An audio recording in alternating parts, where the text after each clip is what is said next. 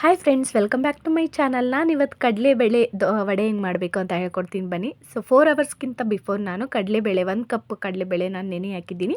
ಅದರಲ್ಲಿ ಒಂದು small 2 spoon ಕಡಲೆಬೇಳೆ ವಿತೌಟ್ ಗ್ರೈಂಡ್ ತೆಕ್ಕೊಂಡ್ಬಿಡಿ. ಸೊ ಇದರಲ್ಲಿ 5ರಿಂದ 6 ಮೆಣಸಿನ್ಕಾಯಿ ಹಾಕ್ಕೊಂಡ್ಬಿಡಿ ಆ್ಯಂಡ್ 7ರಿಂದ 8 ಬೆಳ್ಳುಳ್ಳಿ ಹಾಕ್ಕೊಂಡ್ಬಿಡಿ. ಸೊ ಇದರಲ್ಲಿ ನಾನು 1 ಸ್ಪೂನು ಗರಂ ಮಸಾಲ ಹಾಕ್ತಾಯಿದ್ದೀನಿ ಆ್ಯಂಡ್ 1/2 ಸ್ಪೂನ್ ಸಾಲ್ಟ್ ಹಾಕ್ಕೊಳ್ತೀನಿ.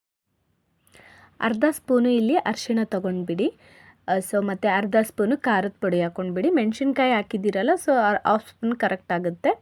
ಇಲ್ಲಿ ಸ್ವಲ್ಪ ಜೀರಿಗೆ ತೊಗೊಂಡ್ಬಿಡಿ. ಸೊ ನಾನು ಇಲ್ಲಿ ಸ್ಮಾಲ್ ಸ್ಪೂನಿಂದ 2 ಸ್ಪೂನ್ ಜೀರಿಗೆ ಹಾಕ್ಕೊಳ್ತಾ ಇದ್ದೀನಿ. ಸೊ ಜೀರಿಗೆ ಹಾಕಿರೋದ್ರಿಂದ ತುಂಬ ಟೇಸ್ಟ್ ಬರುತ್ತೆ. ಸೊ ಇದನ್ನು ಆಲ್ಮೋಸ್ಟ್ ಕಚ್ಚಾ ಪಕ್ಕ ಗ್ರೈಂಡ್ ಮಾಡ್ಕೊಂಡ್ಬಿಡಿ. ಸೊ ಫುಲ್ಲು ಸ್ಮೂತಾಗಿ ಗ್ರೈಂಡ್ ಏನು ಮಾಡ್ಕೊಳ್ಬೇಡಿ, ಕಚ್ಚಾ ಪಕ್ಕ ಮಾಡ್ಕೊಂಡ್ಬಿಡಿ.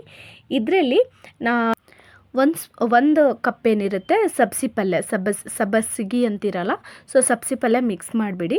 ಸೊ ಅದರಲ್ಲಿ ಇದೇನು ಮಿಕ್ಸಿಗೆ ಹಾಕ್ಲಾರ್ದೆ ಏನು ಕಡಲೆಬೇಳೆ ತೆಗೆದಿಟ್ಟಿರ್ತೀವಲ್ಲ, ಸೊ ಅದನ್ನು ಕೂಡ ಹಾಕ್ಕೊಂಡ್ಬಿಡಿ. ಏನಕ್ಕಂದರೆ ಸ್ಟ್ರಕ್ಚರ್ ಮತ್ತು ಫ್ರೈ ಮಾಡಬೇಕಾದ್ರೆ ತುಂಬ ಕ್ರಿಸ್ಪಿ ಬರುತ್ತೆ. ಸೊ ತುಂಬ ಟೇಸ್ಟ್ ಅನಿಸುತ್ತೆ ನಿಮಗೆ. ಸೊ ಅದನ್ನು ಎಲ್ಲನೂ ಮಿಕ್ಸ್ ಮಾಡಿಬಿಡಿ.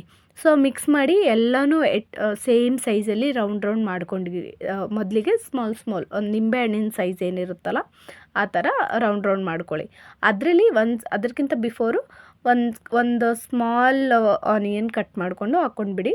ಸೊ ಎಲ್ಲನೂ ರೌಂಡಾಗಿ ಮಾಡ್ಕೊಂಡ್ಬಿಟ್ಟು ಅದರಲ್ಲಿ ಸೊ ಈ ಥರ ವಡೆ ಮಾಡ್ತಾರಲ್ಲ ಹ್ಯಾಂಡಿಂದ, ಸೊ ವಡೆ ಮಾಡ್ಕೊಂಡ್ಬಿಡಿ ಎಲ್ಲನೂ.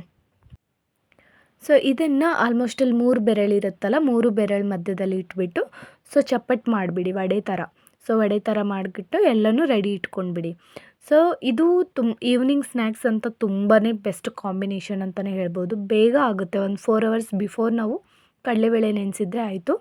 ಸೊ ಇದನ್ನು ಈ ಥರ ಎಲ್ಲನೂ ರೌಂಡಾಗಿ ಮಾಡಿಕೊಂಡು ಈ ಥರ ವಡೆ ಮಾಡ್ಕೊಳ್ಳಿ. ಸೊ ಆಮೇಲೆ ಆಯಿಲ್ ಬಿಸಿ ಮಾಡೋಕ್ಕಿಡಿ.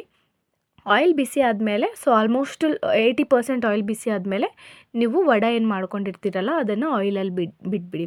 ಸೊ ಇದು ಆಲ್ಮೋಸ್ಟ್ ಬ್ರೌನ್ ಕಲರ್ ಆಗೋವರೆಗೂ ಬೇಯಿಸ್ಬಿಡಿ. ಆ್ಯಂಡ್ ಸಿಮ್ಮನ್ನು ಲೋ ಅಂದರೆ ಮೀಡಿಯಮ್ ಫ್ಲೇಮಲ್ಲಿ, ಫುಲ್ಲು ಸ್ಪೀಡಾಗೂ ಇಡಬೇಡಿ, ಫುಲ್ ಲೋ ಅಲ್ಲೂ ಇಡಬೇಡಿ, ಮೀಡಿಯಮಲ್ಲಿಡಿ. ಸೊ ಇದು ಆಲ್ಮೋಸ್ಟ್ ಬ್ರೌನ್ ಕಲರ್ ಆಗೋವರೆಗೂ ಕೂಡ ಅದನ್ನು ಚೆನ್ನಾಗಿ ಬೇಯಿಸ್ಬಿಡಿ. ಸೊ ಆಲ್ಮೋಸ್ಟ್ ಇದು ಬ್ರೌನ್ ಕಲರ್ ಆಗುತ್ತೆ ಇನ್ನೇನು ಅಂತ ಸಿಚುವೇಶನ್ ಟೈಮಲ್ಲಿ ಫುಲ್ ಬ್ರೌನ್ ಕಲರ್ ಆಗಬೇಕಾದ್ರೆ ಇದನ್ನು ತೆಗೆದ್ಬಿಡಿ. ಮನೆಯಲ್ಲೆಲ್ಲರೂ ಟ್ರೈ ಮಾಡಿ, ಲೈಕ್ ಮಾಡಿ, ಶೇರ್ ಮಾಡಿ ಆ್ಯಂಡ್ ಸಬ್ಸ್ಕ್ರೈಬ್ ಮಾಡಿ. Thank you for watching.